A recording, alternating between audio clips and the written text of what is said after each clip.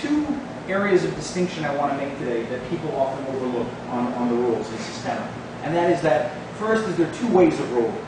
I can roll down along one side, meaning, if I look at a back roll, I'm going to start on my left side, and I'm going to stay on my left side. So watch, I'm going to start on my left side, and I'm going to stay on my left side. My right side's never going to touch the floor. The second way I can roll is I can start on one side, in this case my left side, and then I can switch to my other. So I roll across my neck, and then I end up on my right side. The same is true of front rolls. Let's say I was rolling along this crack in the mat, and that was something fantastically horrible. I could roll on my right side, and stay on my right side. So I don't ever risk going towards traffic or the abyss or whatever the case is. Or I could start rolling on my right side if that wasn't a concern, switch across my neck, and then come down on the left side.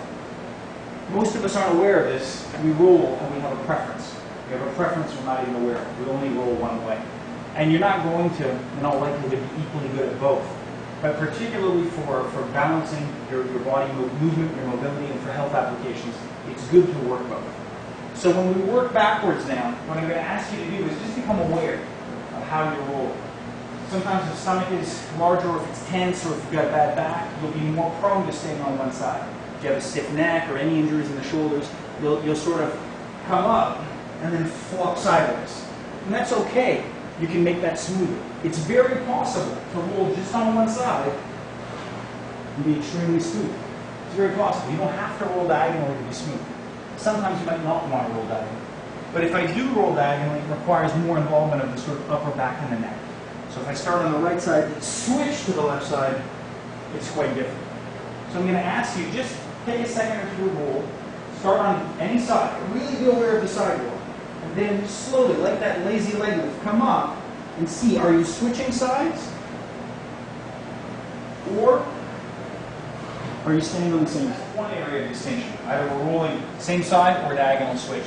There's another area of distinction that's often overlooked, especially on the back roll. There's three ways you can come out. And the way most people come out is not one of the three ways that's advisable. Most people come out like this. They come out, and as they come out, they try to come out into the ball of their foot, very close to their body, and they make 2 points of contact, the knee being one of them. And they get up like this. 95% of people I've seen do the back roll around the world do it this way, right? And then when it becomes very fast, it becomes 1 point of contact. Kneecap, right? Or the knee and the toes hit at the same impact. We would preferably never like to smash our knee into the ground. So, if I'm doing it for the most fluid, beautiful, graceful health application possible, I would like to come out on the top of the foot, on the instep of the foot, on the laces. So if we think of a Seiza kneeling position or of a hunter squat, it's exactly the energy I want.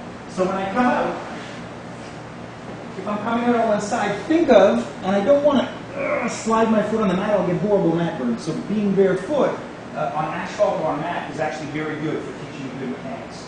I would never want to really slide hard. I'm really sliding more on my calf, on my shin. See this? And I'm not hitting my foot, nor am I hitting my kneecap. Comes out very softly, very light. Minimal. I tell the guys back home when the guys have to sit for some of the knuckles and nothing should scratch the mat. You scratch the mat, you're training too heavily. You scratch the mat here, you scratch yourself out the outside. Imagine there's some sharp rocks somewhere. But I should have the ability to navigate like a river around rock. It should be very soft. And I'm not thinking of pushing my leg back. I'm partly pushing my leg back, partly pushing it out, partly pushing my body forward. My body is really sort of opening, like a wet sponge. Everything's open. So that's the first way, on the instep. Sometimes, some people will land on the balls of the feet as well. If you're working with anything, right? We use the example of a gun, but I mean, let's imagine you're holding something important. Right? Could be a child, could be an electronic apparatus, a football, who knows, right? If I'm coming out, I might want to keep my toes on the ground to protect my belt. But if I do put my ball of foot down, I cannot slide back easily. So once the ball of foot engages, it's my body that comes forward. Make sense? Like pushing off the side of the pool. As soon as my feet make contact, that's probably as far as they're going to go. The exception is if you're like in a really slick boot on wet grass, you might slide a little bit both ways. But the idea is that my body comes back and I'm ready to move. Right? It doesn't have to be far, but that's the way it's used. And then the third variation, if I'm not coming out on instep, not coming out on ball of foot, I'm trying to stand. If I'm trying to stand and I bring this too close, it's going to be very hard for me to muscle my way up. And so it's my remaining leg that's pushing up like I'm kicking someone in the face. Even more important than that are my arms. Watch my arms. You'll notice my arms are going to screw. The arm is what gives me power. If I try to go into a two-dimensional push, oh, it's very tough. I end up starting in a position like this, not comfortable at all. I need to really have my arm form very natural. And I come back. Be a dead stop. So my kneecap never hits. Notice my knee will not touch the floor. Make sense? And as you're more comfortable, it's like you're pushing that foot apart. Yeah? Again, you don't have to do all these today, but just to understand those are the three distinctions on the back roll.